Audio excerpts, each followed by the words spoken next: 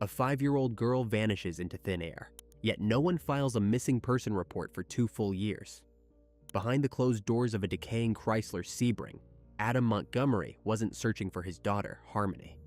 He was carrying her decomposing remains from a car trunk to a ceiling vent, and eventually to a commercial freezer, continuing his daily life, buying groceries and laughing with his wife while a corpse sat inches away. This is not just a story of a parent's rage. It is a clinical study in the logistics of evil, where a human child became nothing more than a piece of discarded luggage in the life of a man who traded empathy for a permanent seat in the dark. Help this channel grow. Like the video, leave a comment, and subscribe for more cases. This helps us a lot. Thank you. Adam Montgomery was a man whose life path seemed carved from neglect and the jagged edges of a broken system. Born in 1990, he did not emerge into a vacuum of stability. His childhood was defined by transience and an early exposure to the erratic behaviors that would later solidify into his own personality. By the time he entered adulthood, he had already mastered the art of manipulation, a skill he wielded like a weapon. His criminal record grew thick with convictions ranging from assault to weapons offenses, an index of a man who viewed the law as a nuisance rather than a governing force. His relationship with Crystal Sorey, Harmony's biological mother, was a collision of 2 volatile lives. They had bonded over their shared struggles with substance abuse, creating a dynamic fueled by intensity rather than health. When Harmony was born in 2014, she entered a world that was already crumbling at the foundations. Almost immediately, the child was caught in a cycle of foster care and parental instability. The Massachusetts Department of Children and Families held the keys to her fate, and their intervention, or lack thereof, would eventually become the subject of national scrutiny. Despite Adam's documented history of violence and his inability to maintain consistent housing, the judicial and social services system made a series of fateful decisions. In early 2019, the courts granted Adam full physical custody of Harmony. It was a choice that baffled observers, especially given that Harmony had reportedly been thriving in her previous foster placements. Her mother, Crystal, had lost her rights, and Adam, presenting a facade of a man ready to turn his life around, stepped into the role of primary caregiver. He was a father by title, but the reality was far removed from the promise of protection. Adam moved through life with a callousness that made him indifferent to the needs of a 5-year-old. Harmony was a vibrant, bright-eyed girl who had endured more disruption in 5 years than most people see in a lifetime. She arrived at her father's doorstep with a sense of hopeful resilience, unaware that the man she was tasked to trust felt nothing but resentment toward the responsibilities she represented. To Adam, Harmony was an obstacle to his hedonistic lifestyle, a constant reminder of the demands he was fundamentally incapable of meeting. The system had effectively handed a vulnerable life to an individual who operated with a profound lack of remorse. As Adam and his family moved toward New Hampshire, he brought with him a trail of red flags that were either ignored or willfully misinterpreted. He was a man who spent his days chasing the next high, often leaving Harmony in the shadow of his drug-fueled apathy. The environment he created was devoid of the basic necessities of human dignity, let alone the warmth a child requires to flourish. The stage was set not for a family homecoming, but for a slow-motion catastrophe that would go entirely unnoticed by a world convinced that Harmony was simply being raised by her father. The tragedy wasn't just in the violence that would eventually arrive, it was in the calculated abandonment by those who were supposed to safeguard her existence. Adam Montgomery didn't just fail as a father, he began the process of erasing his daughter long before he took her life. To understand the ecosystem that ultimately consumed Harmony, one must look at the toxic union between Adam and his wife, Kayla Montgomery. Their relationship was not built on partnership, but on mutual destruction and a shared chemical dependency. They were bound together by addiction, living a transient lifestyle that required constant manipulation to sustain. Kayla was a woman completely eclipsed by her husband's dominating presence, part victim of his explosive temper, part willing accomplice in his daily grifts. She existed in a state of perpetual compliance, terrified of his rage, but equally terrified of losing her drug supply, which he controlled with an iron fist. Adam dictated the absolute terms of their reality. He managed the finances, acquired the narcotics, and enforced the narrative that they were just a family down on their luck. For Kayla, staying on his good side was a matter of basic survival. She learned early on to turn a blind eye to the darkest facets of his personality, trading her moral compass for the next fix. When Harmony was thrust into this volatile mix, she was immediately branded an outsider. She was a relic of Adam's past, an unwelcome reminder of a previous life and a failed relationship. Adam and Kayla's biological children, though neglected, were afforded whatever meager scraps of tolerance the couple could muster. Harmony, however, was treated as a burden, a designated scapegoat for every frustration Adam experienced. By the fall of 2019, the fragile facade of their domestic life shattered completely. The Montgomerys were evicted from their Manchester apartment, their lives reduced to a chaotic scramble for shelter. The social safety net failed them entirely, largely because Adam refused to engage with any agency that required accountability or sobriety. The solution he imposed on his family was a desperate one. The entire unit, 2 adults and 3 small children, moved into a silver Chrysler Sebring. It was a rapid descent into absolute squalor. They parked in desolate lots behind strip malls and industrial parks, constantly shifting locations to avoid police patrols and neighborhood complaints. The vehicle became their entire universe, a suffocating metal box measuring just a few feet across. New Hampshire winters are deeply unforgiving. As November bled into December, temperatures routinely plunged into the low 20s and teens Fahrenheit. Inside the sedan, the cold was a physical, oppressive weight. The heater only worked when they could afford enough gas to idle the engine, which wasn't often. The interior quickly morphed into a claustrophobic nightmare. The air grew thick with the smell of unwashed laundry, rotting fast food wrappers, soiled diapers, and stale cigarette smoke. Moisture from 5 breathing bodies condensed on the windows, freezing into a thick, opaque layer of frost on the glass, effectively sealing them off from the outside world. Space was practically non-existent, forcing them to sleep upright or contorted over the center console. In this cramped, freezing environment, the physical and psychological hierarchy of the family was clearly drawn. Adam sat in the driver's seat, the undisputed center of power and control. Kayla occupied the passenger seat, acting as his silent buffer.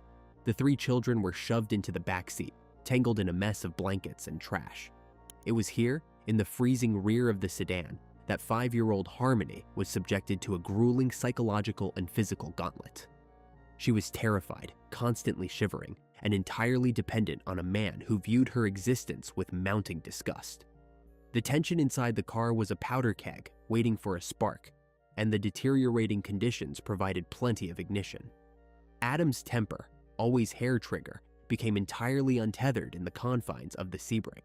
Without access to regular bathrooms or running water, a 5-year-old child's bodily functions became a source of lethal irritation. Harmony, deeply traumatized, freezing, and lacking any stable routine, inevitably began having accidents in her sleep. For Adam, this was not a sign of a child in distress. In his warped psychology, it was perceived as a direct insult, a calculated defiance of his authority. His discipline was draconian and swift. He implemented a twisted rule that Harmony was solely responsible for her bladder, punishing her with sudden, violent strikes whenever she failed. The back seat became a zone of pure terror. Kayla witnessed the escalating physical abuse, but remained anchored in the passenger seat, prioritizing her own safety and her addiction over the life of her stepdaughter.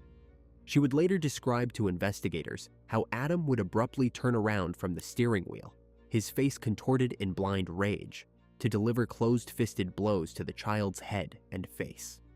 He referred to these strikes as his bashes.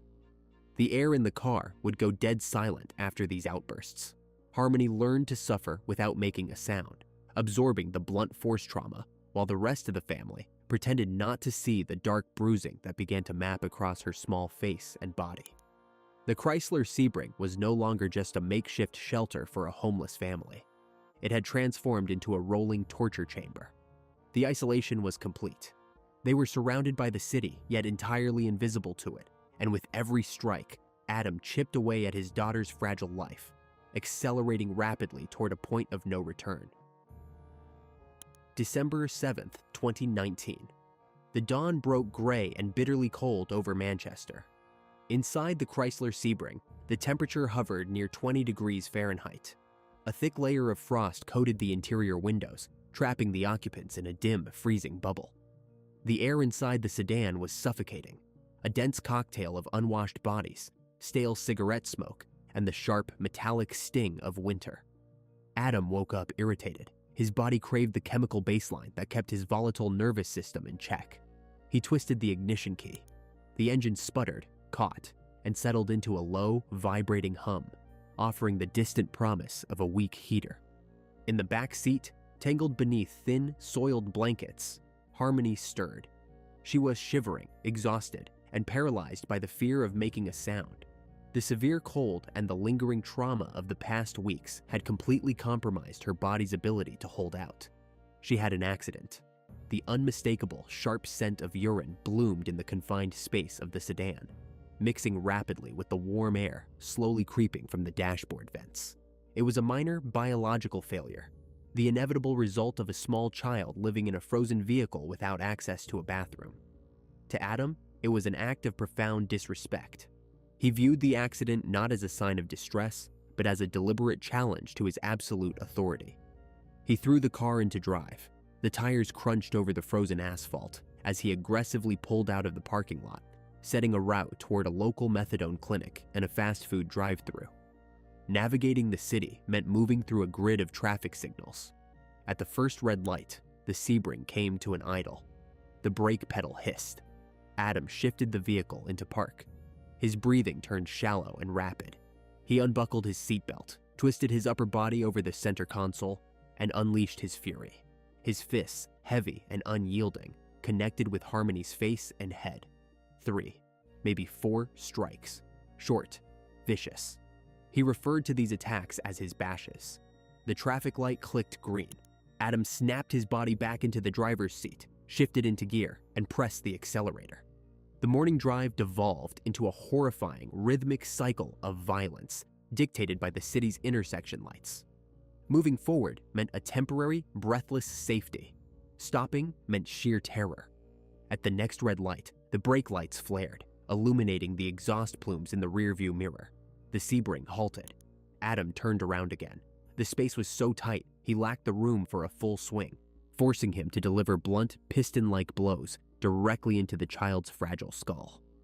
Kayla sat anchored in the passenger seat, staring dead ahead through the defrosted patch of the windshield. She chose her own physical safety and her addiction over any attempt at intervention.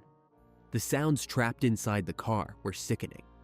The dull thud of knuckles striking bone, the creak of the aging suspension shifting under Adam's shifting weight, the suppressed, whimpering gasps of a little girl who had already learned that crying out would only invite more extreme violence.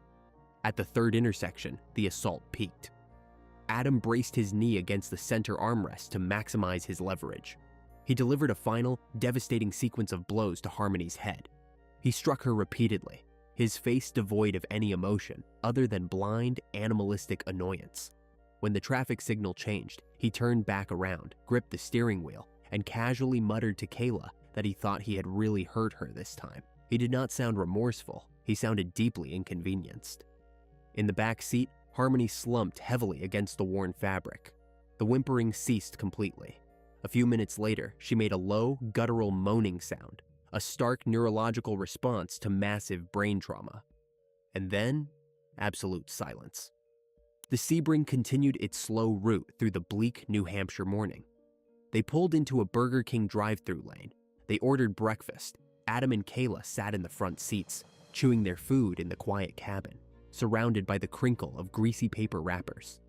The juxtaposition was staggering.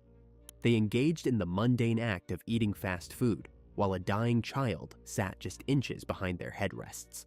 The normalization of the horror was absolute. They ate, they drove to acquire their narcotics, and they used. The hours ticked by. The heater finally warmed the cabin, but the back seat was growing steadily colder. Sometime in the late morning, the Chrysler broke down. The engine died entirely, plunging the interior back into a chilling quiet. It was then, in the sudden stillness of the stalled vehicle, that the reality of the backseat could no longer be ignored. Kayla reached back, pulling the soiled blanket away. Harmony was completely unresponsive. Her skin was taking on an ashen, waxy pallor. Her limbs were growing rigid, her jaw slack. The severe bruising on her face had already darkened into deep, terrible shades of purple and black. She was not breathing. There was no pulse. In any other vehicle, in any other family, this specific moment would trigger sheer panic.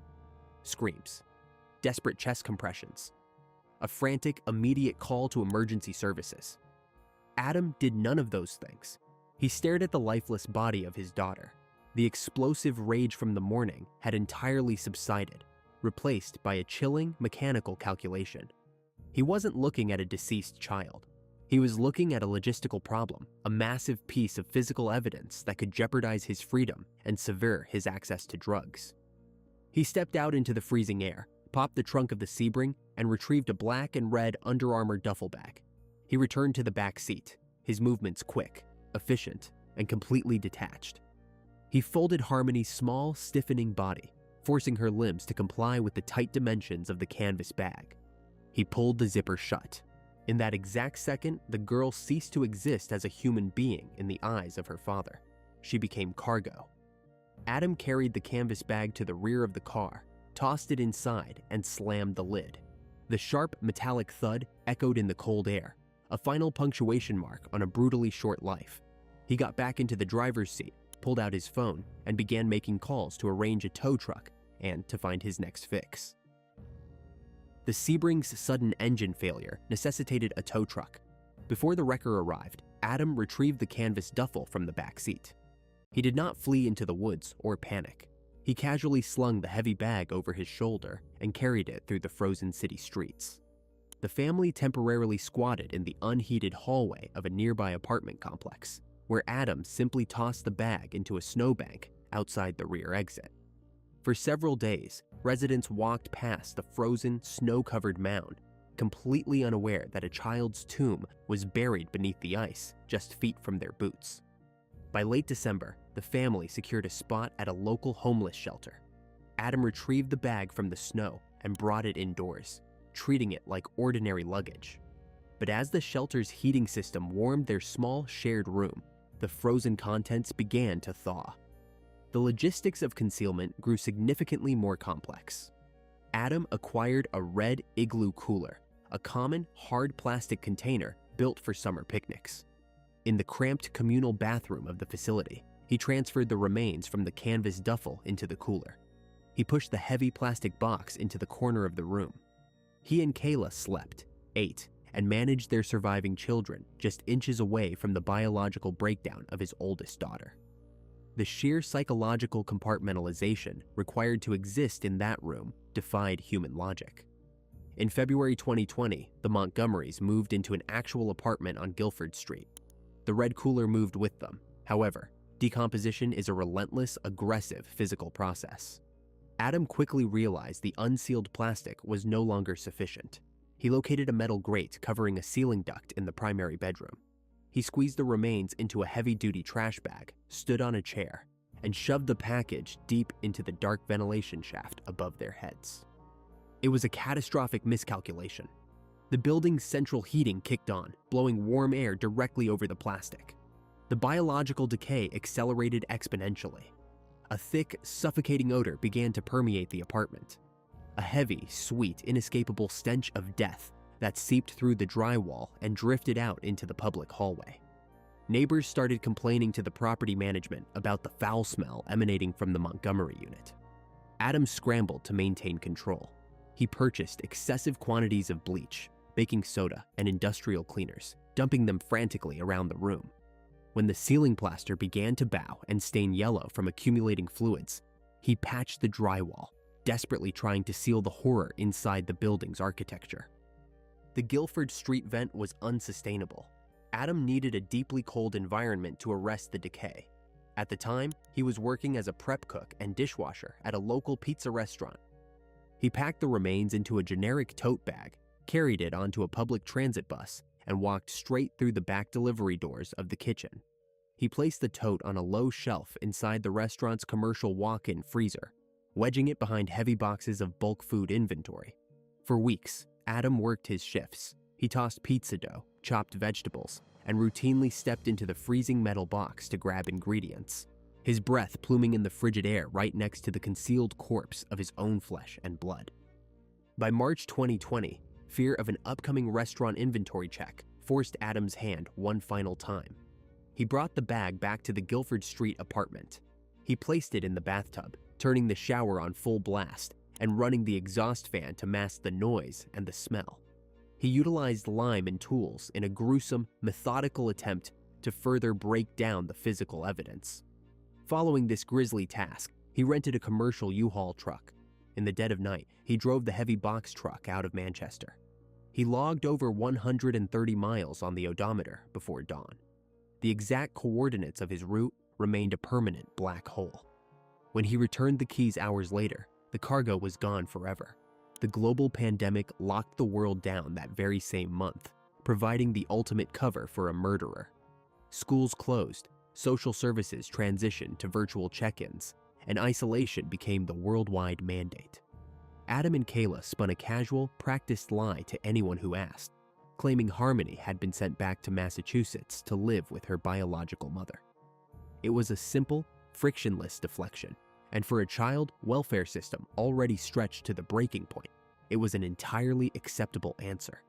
Months bled into years. By late 2021, Crystal Sorey's anxiety had hardened into absolute frantic panic. She had spent months trying to contact Adam to speak with her daughter. He had changed his number, moved repeatedly, and evaded every digital message. Crystal began a relentless, desperate campaign. She called the New Hampshire Child Welfare Offices. She called the Manchester Police. She emailed the mayor's office. Initially, her pleas were caught in a void of bureaucratic apathy, treated as the routine complaints of a mother who had lost custody and was struggling with a difficult ex-partner. But her persistence finally shattered the silence. In November 2021, a Manchester detective pulled the file to make a routine welfare check. He contacted Adam, who promptly hung up the phone. The detective called extended family members, receiving a tangled web of evasive, conflicting stories. He pulled state school enrollment records. Nothing. He checked regional pediatric databases. Blank since 2019. The chilling arithmetic of the calendar suddenly crystallized for law enforcement. A 5-year-old girl hadn't merely missed a weekend visitation. She had vanished completely off the grid. No one had laid eyes on Harmony Montgomery for 730 days. The realization that a human being had evaporated in plain sight triggered an aggressive, retroactive manhunt. By the winter of 2021, the trail was practically fossilized.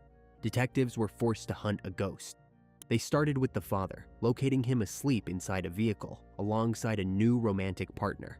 His existence a continuous, unbroken loop of transient addiction.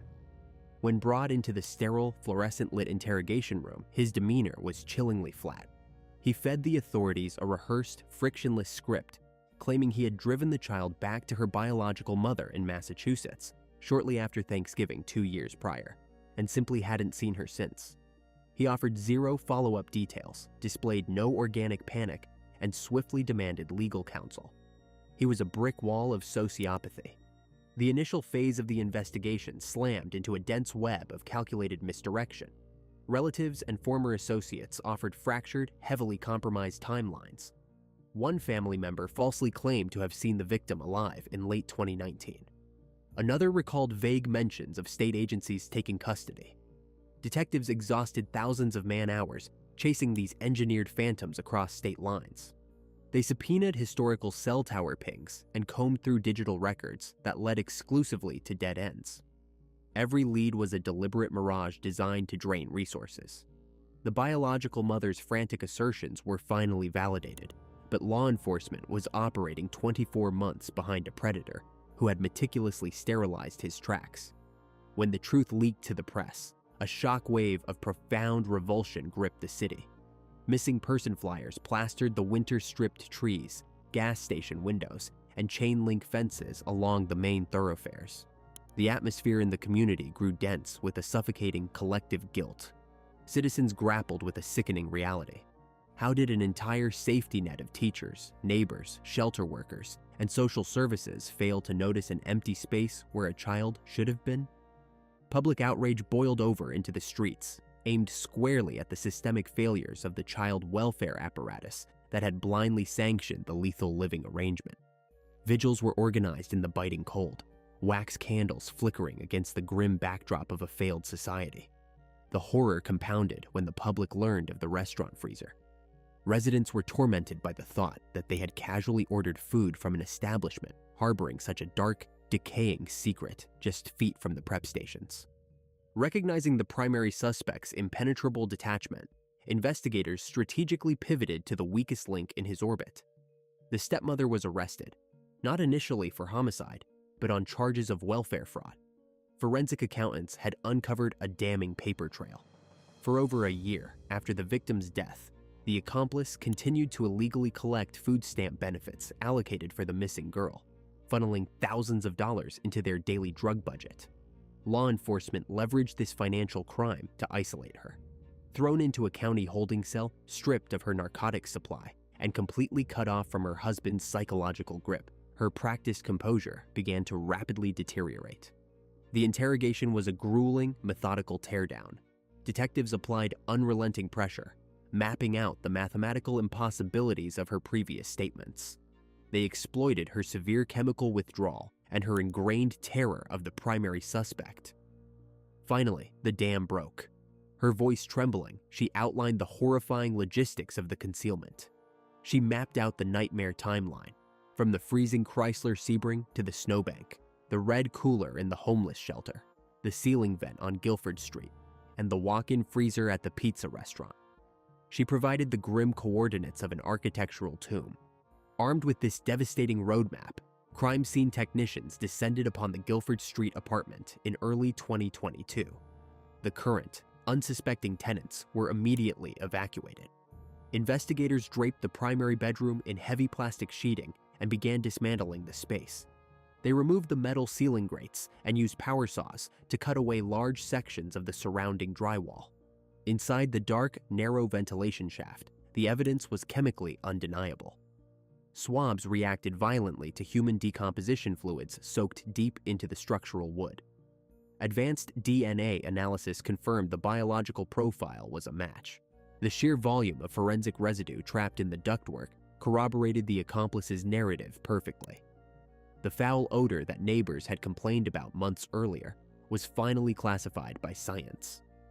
The forensic focus then shifted to the final phase of disposal. Detectives subpoenaed the rental agreement for the commercial box truck acquired in March 2020. The odometer reading presented the most daunting metric in the entire case file: 133 miles, driven between midnight and dawn. Investigators calculated the radius, splitting the mileage to map a roughly 66-mile perimeter outward from the city limits. They pulled archived, grainy surveillance footage from toll booths along the turnpike. The infrared cameras captured the heavy truck passing through the lanes in the dead of night. The silhouette in the driver's seat was alone. The resulting search grid was impossibly vast. It encompassed dense, unforgiving New England timberland, tidal rivers, and commercial waste transfer stations, where industrial dumpsters had been compacted, incinerated, or buried beneath thousands of tons of municipal garbage over the preceding 2 years.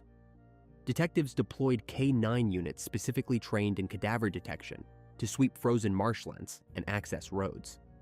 Ground-penetrating radar was dragged across isolated dirt paths, yet the brutal logistics of time and weather worked entirely in the killer's favor. Detectives brought the primary suspect back to the table, hoping the sheer weight of the mounting evidence would force a critical error. They laid out the toll plaza photographs, the DNA reports from the ceiling joists, and the thick transcripts of his wife's confession. His reaction was a terrifying void. He stared back at the investigators with eyes completely devoid of light, panic, or remorse. There was no breaking point, no sudden tearful confession. He treated the interrogation with the exact same lethal annoyance he had displayed in the front seat of the frozen sedan. He calculated his survival, preserved his energy, and kept the final resting place of his victim locked permanently inside the dark vault of his mind. In February 2024, the legal system finally cornered the primary suspect. Yet, the man who exercised absolute, brutal control over a freezing Chrysler Sebring proved to be a coward when faced with accountability. He refused to step foot inside the courtroom. He sat in his jail cell, voluntarily absent, too terrified to look the jury in the eye or confront the forensic reality of his depravity. Without him present, the trial proceeded as a surgical dismantling of his lies. The prosecution's star witness took the stand. Visibly broken, his estranged wife delivered a devastating, hour-by-hour account of the fatal assault and the grotesque concealment that followed. She detailed the closed-fisted strikes at the traffic lights, the canvas duffel bag, and the horrifying use of the restaurant cooler. The defense attempted to paint her as the true architect of the crime, a desperate addict shifting the blame. But the structural damage to the apartment vent and the rental truck's exact mileage anchored her testimony to cold fact. The jury did not need long to process the grim logistics. Deliberations were brief and absolute. They returned a swift verdict, finding the absent defendant guilty on all counts: second-degree murder, second-degree assault, tampering with witnesses, and falsifying physical evidence. A life sentence was handed down, but the resolution is entirely hollow.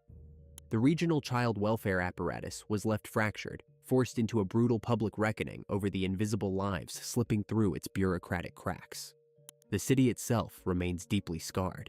To this day, Harmony's physical remains have never been recovered, absorbed completely by the sprawling machinery of commercial waste. She is a ghost, permanently trapped within the cold, calculated logistics of her father's evil. If you are finished watching, you're a real fan of true crime. Subscribe to the channel, turn on notifications, and give it a like. See you in the next video.